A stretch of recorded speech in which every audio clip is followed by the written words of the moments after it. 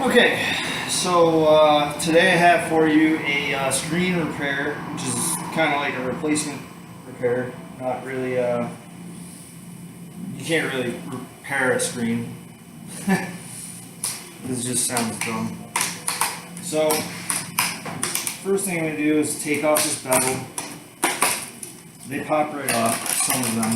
A lot of the newer ones don't pop off like that, so just be careful when you're trying to do it.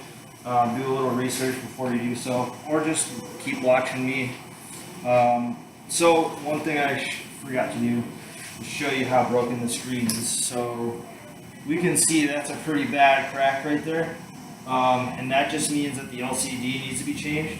Now these LCDs, after a certain year, they started making them like more standardized screen, and they're starting to get away from that with the newer devices. But you got a range of years from like around 2006, 2008 to like 2013, 2014, where they use this screen predominantly. So anyway, gonna turn this off. I'm gonna unplug the power supply. I'm gonna start taking off these screws here. Well, there's a quick way to do all this, but it's not the right way. So I'm just gonna do it the right way. That way you can see it. Now, every laptop is different. Some of them have more screens or screws than others. Some of them have bigger hinges than others, and you kind of just gotta open it up and see what you're dealing with. This is a Dell Inspiron N5110. So, not the newest laptop in the world, but it has an i3, which is okay. And the customer wanted to get it fixed. She actually wants to get a solid state installed on this, so we're going to be changing the hard drive at some point as well. Now, one thing to bear in mind here is that this is a pain in the neck if you don't have the right size screen. In fact, you can't do it if you don't have the right screen. So with this one, I've already taken it apart and I've looked at what I needed.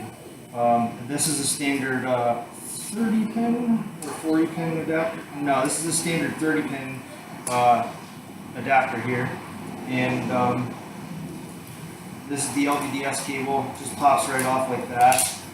Sometimes it's just glued on, so you may have varying difficulty in getting the LVDS cable off without damaging it.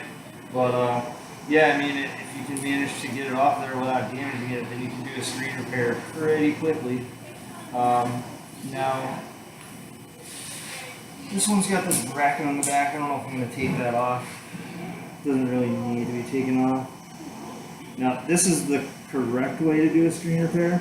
Well, actually, the correct full way to do it would be to take the laptop completely apart and then, unhinge the display assembly, and then you take it apart. But it takes way too much time, and it's a lot easier to do it this way. So I think that's what I'm going to do. I already found another screen that works, and it's right here, actually. So literally all I do is the same thing that I did before, but backwards. But before I even do that, I'm just going to go ahead and hook up the connector here.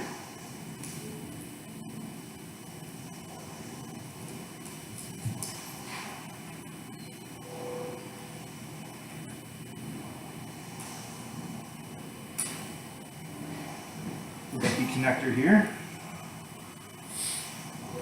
and bam, there it is. Boom. If you didn't understand what "boom" meant, it's a song from 1993 called "Boom." There it is. And if you weren't alive then you're lucky, because that song is one of the most annoying songs I've ever heard. But at the same time, has some pop culture value. Anyway, this is the camera up here. The plastic actually just started to break off on me as I was putting it on there. So you might want to be careful with some of the older electronics that you're dealing with. They don't all agree with being repaired.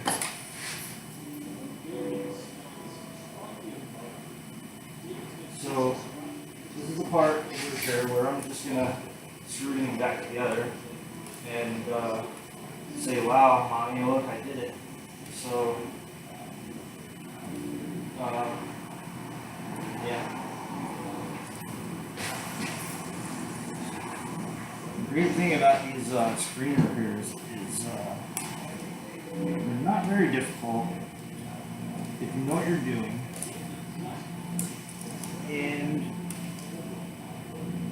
they really add some life to an older dying laptop. And then everybody wants to get that repaired.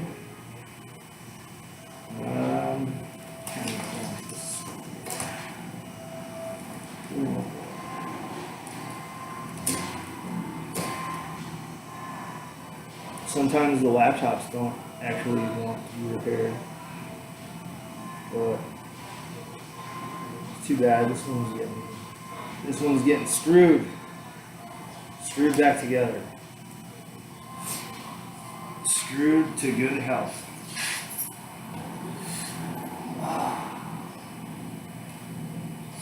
And with these Dell Inspirons,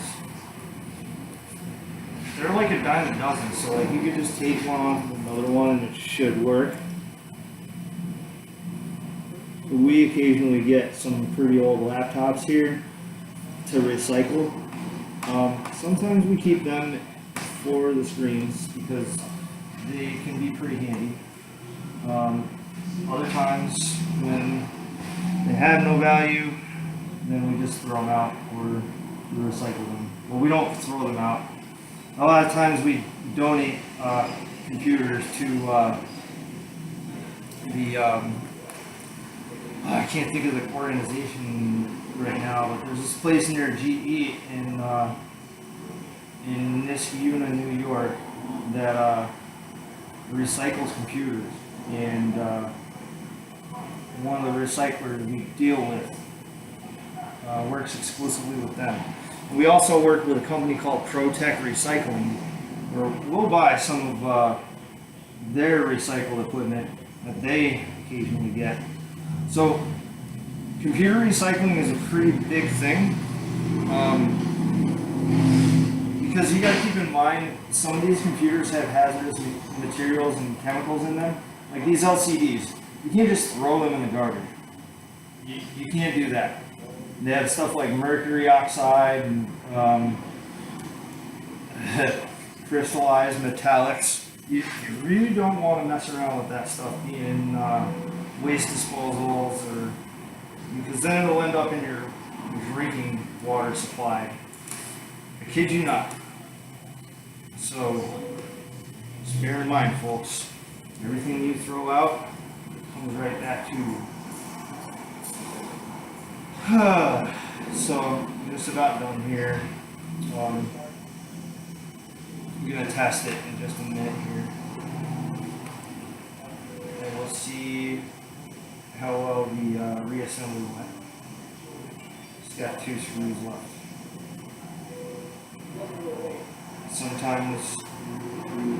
Sometimes you could just skip putting all these screws back in. You could just put like one on the top and one on the bottom. But if you do that, just be aware that you could snap a hinge. A hinge could just very well break off on you. And that wouldn't be good. So try not to cut corners if you can help it. And now the display assembly, you can kind of just click it back into place.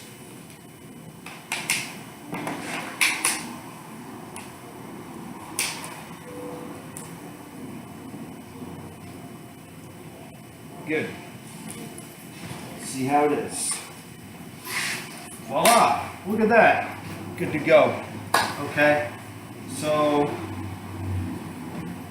we could go a step further with this.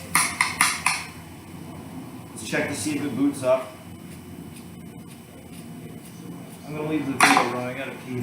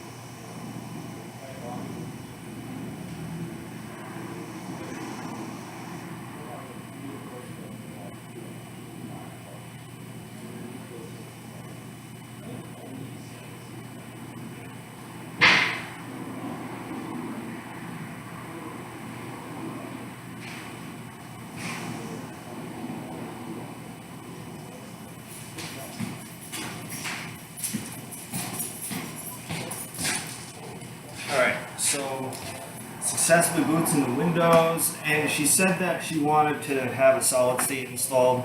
So I'm going to run a tool on our computer here.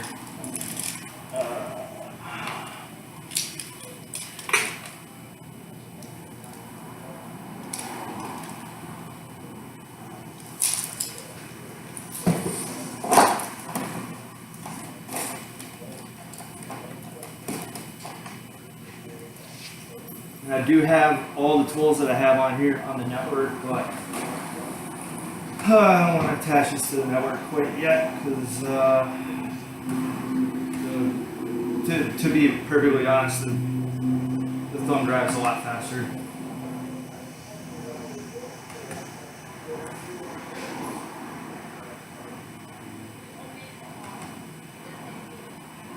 So I have a bunch of various tools that I use, but the one I use the most, HD2.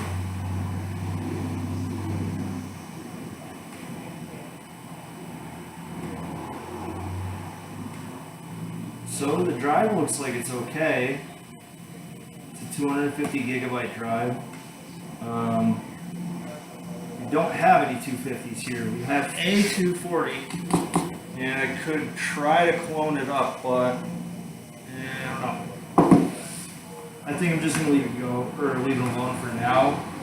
She's gonna be coming back to commit to that upgrade, so we'll just follow off on that and call this a successful repair. Thank you very much for watching me, and have a wonderful day.